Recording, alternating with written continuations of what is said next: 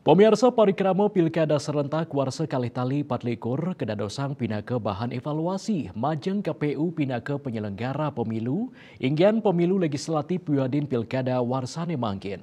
Andapnyane wilangan pemilih kawinang sangkaning kirangnyane kadar utawi calon pemimpin sane kausung parpol.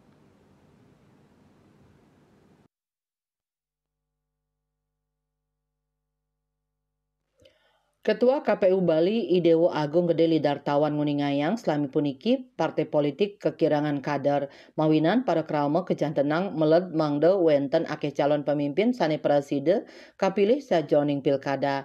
Nenten sekali ring pilkada serentak sane sampun memargi warsane mangkin.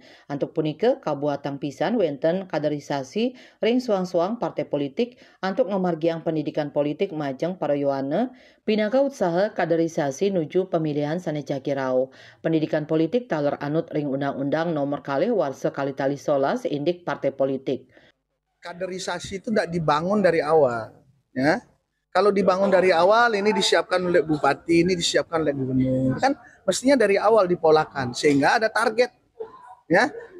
Ada target misalnya di kabupaten, oh ini orang ini harus kita target 2029 lah, anggaplah 2009 jadi bupati. Ya bagaimana caranya mulai sekarang gitu. Jangan setelah mau pendaftaran lagi 1 bulan baru nyari. Yang terjadi apa? Jual beli, siapa yang punya uang itu yang terjadi. Ya, itu yang kebiasaan terjadi, maka itu. Ketua DPC Partai Demokrat Kabupaten Buleleng Luh Gede Heriani taler ngangken yening kaderisasi mabuat kemargiang inggian majeng partai politik Wiadin kepemimpinan daerah miwa nasional. Dengan setelah usainya pilkada serentak, pemilu serentak tahun 2024.